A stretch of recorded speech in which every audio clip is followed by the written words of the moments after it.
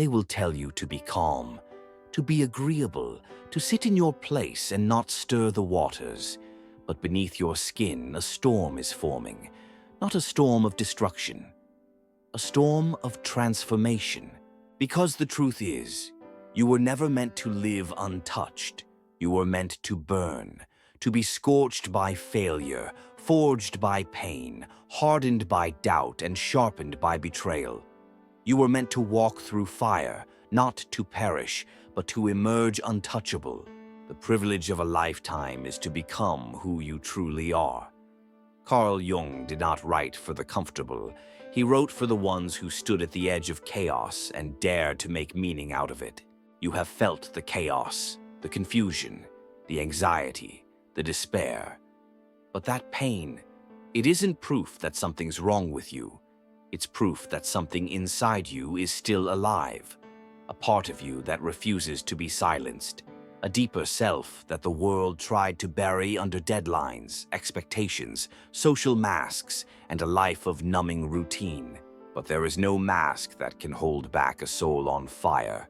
There is no schedule that can imprison a mind that has awakened, and there is no comfort in the world that can seduce a heart that has tasted purpose. Modern society will offer you everything except your own self.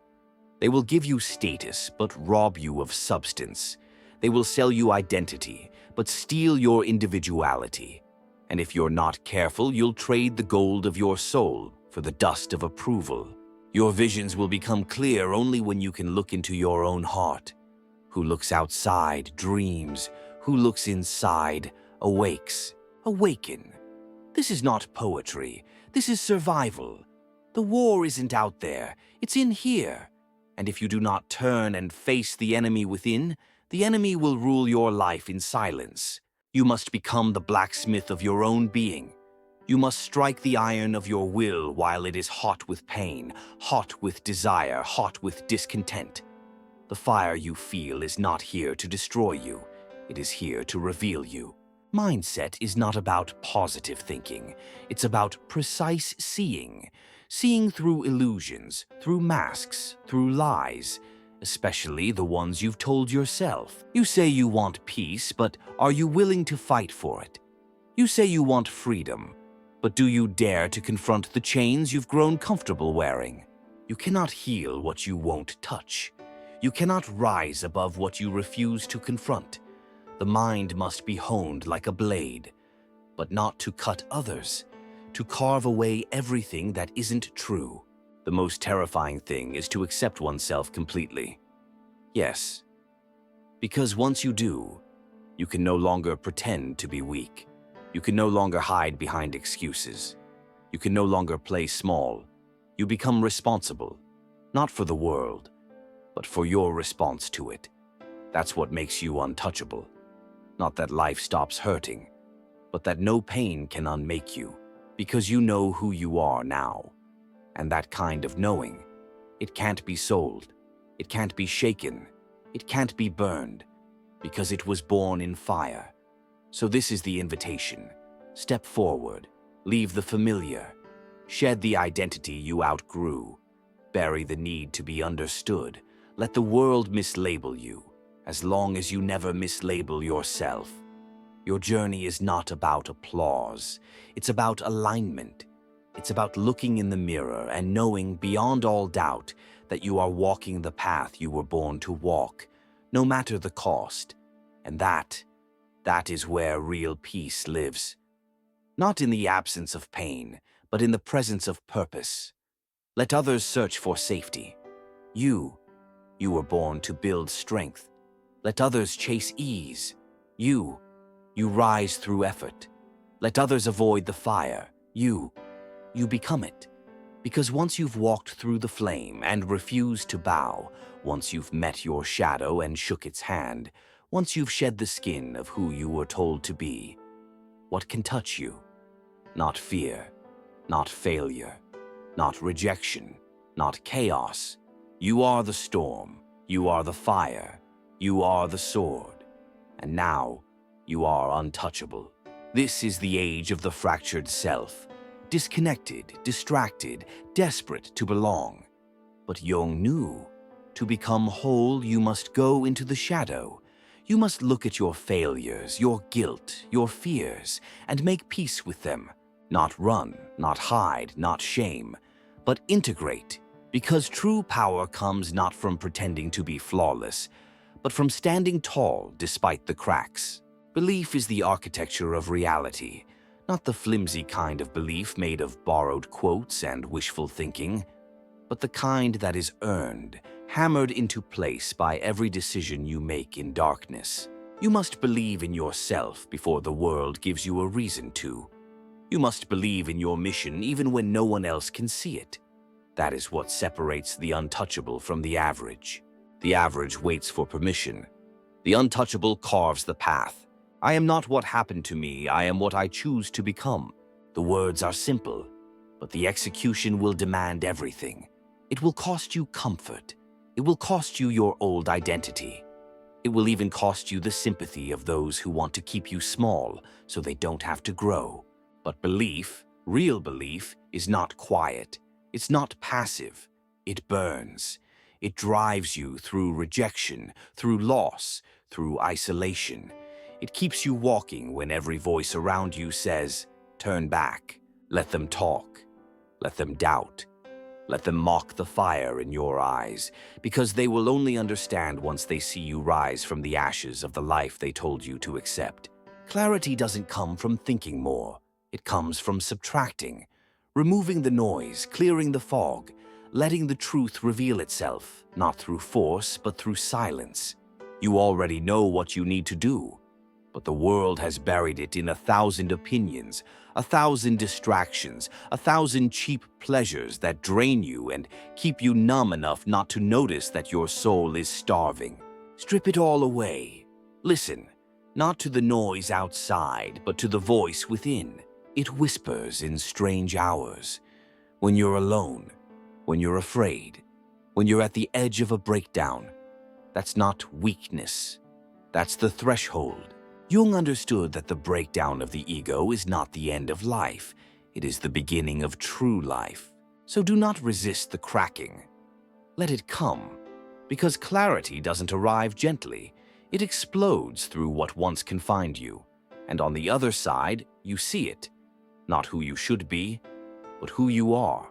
Raw, real, radiant with purpose. You don't need more motivation. You need movement. Tiny, ruthless, consistent movement. 5 minutes when you want to give up. 1 rep after the pain kicks in. 1 honest word when your pride begs for silence. Those small moments are the battlefield. Win them and you win your life. But even warriors must remember, gratitude is not weakness. Gratitude is strength in stillness. The ability to say, even in the fire, even in the fight, I am alive, I am capable, I am becoming. You do not wait to feel grateful. You choose it, not as a fluffy ritual, but as an act of defiance against the mind that always wants more. The untouchable man or woman does not walk around numb to the world. They see the color in the chaos. They feel the sacredness in the struggle. They don't need perfection. They breathe meaning into the imperfect. The sole purpose of human existence is to kindle a light in the darkness of mere being. Let others complain about the darkness. You build the fire. You become the flame. You light your path, and one day, maybe, you light the way for someone else who's lost. That is power. Adaptability is not about becoming someone else. It's about shedding who you're not. The snake does not cling to its old skin. It sheds to survive. You too must evolve not by abandoning your essence, but by upgrading your form. The old habits, kill them. The old self-doubt, expose it. The outdated identities, burn them. You are not here to be consistent with your past. You are here to be loyal to your future. Change is uncomfortable because growth always costs identity. But Jung knew the true self only emerges when the false self dies. So die well. Die often. Not in body, in ego, in limitation, in resistance to evolution. That's how you adapt. Not with panic, with power. Resilience is not about brute force. It is the art of bending but not breaking, of absorbing the impact and standing taller because of it.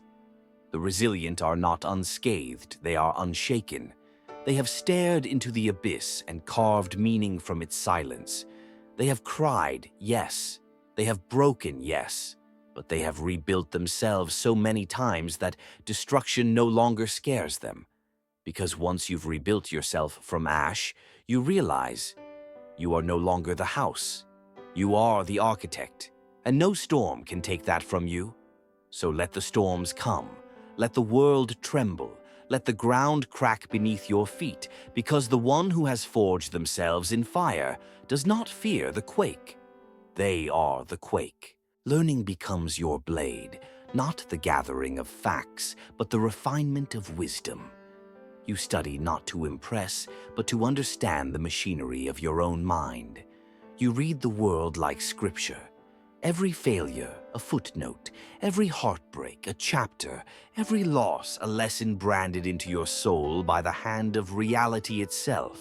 You do not run from pain. You study it. You catalog its patterns. You trace its origins. You face it like a scientist facing the unknown, not to conquer it, but to integrate it. That is the highest form of learning, to face the monsters within and give them a name, not to cage them, but to understand what part of you they once protected. Every fear is an echo, every insecurity, a scar from a battle you survived. But scars are not signs of weakness. They are evidence that you endured, that you learned, that you earned the right to speak your truth, with a voice forged in honesty. And that voice, it must rise. The world doesn't need more noise. It needs more truth. Not the kind that flatters, but the kind that awakens. Speak, act, move with the quiet force of a person who has looked into the eyes of their own demons and refused to blink. You will be misunderstood. You will be judged. You will be feared by those who never dared to meet themselves. But keep going, because your journey is not about them. It is not about applause. It is not about becoming better than others. It is about becoming whole. Wholeness is not perfection. It is the integration of all that you are, the shadow and the light, the rage and the compassion, the flaw and the brilliance. And from that place, you become untouchable. Because when you own all that you are, no one can use any part of you against you. So now, stand up. Not just physically. Stand up inside. Rise with a spine made of conviction and a heart anchored in vision. You have been tested, and you will be tested again. But now you know, you were meant to be tested. Because gold is tested in fire. Because swords are beaten into strength. Because spirits are refined in struggle. You were not sent here to float. You were sent here to forge. And every failure, every betrayal, every sleepless night has been melting away the false metals of your former self, leaving only what is real, only what can endure. And once you've seen your purpose, truly seen it, you can't go back. The taste of it ruins everything false. The feel of it makes distractions unbearable. And the weight of it, it crushes anything less than total commitment. Purpose is not found. Purpose is forged, in the furnace of struggle, in the silence after failure, in the moments no one sees, when you rise again, not because it's easy, but because not rising is death to the soul. Man cannot stand a meaningless life. Jung saw it coming, this epidemic of emptiness, not a lack of comfort, a lack of meaning, a life so padded with ease that people forgot what they were made of. You were not made to float through life. You were made to carry weight, to suffer meaningfully, to sacrifice for something greater than your ego. Let the world chase pleasure. Let them drown in distractions. You walk the path of the warrior philosopher. You endure. You rise. You build something eternal with your days, not in things, not in titles, but in the character you etch into your soul through discipline. Discipline is not punishment. It is devotion. Devotion to the future you, to the vision you hold, to the promise you made to yourself in the darkness when no one was watching. The world will offer you escape at every corner. Scroll here, sip that, sleep in, give up. Discipline says no, not out of hatred for life, but out of love for something deeper.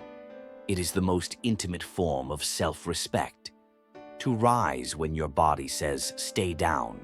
To show up when your mind screams, what's the point? To act in alignment with your purpose, especially when it's hardest. Until you make the unconscious conscious, it will direct your life and you will call it fate. You are not at the mercy of fate. You are not a leaf in the wind. You are the wind, and your will is the storm, but only if you wield it. So you show up every day, no matter the mood, because emotion is a tool, not a master. The undisciplined are slaves to feeling. The untouchable move with principle, action, raw, imperfect, relentless action. That's where everything becomes real. Your thoughts mean nothing without it. Your goals, dreams on paper. Your beliefs, echoes in your mind. Only action transforms you. Only action carves your identity into reality. You will never feel ready. That's the point. You leap anyway. You build the wings on the way down. You stumble. You bleed. You get laughed at. You get back up.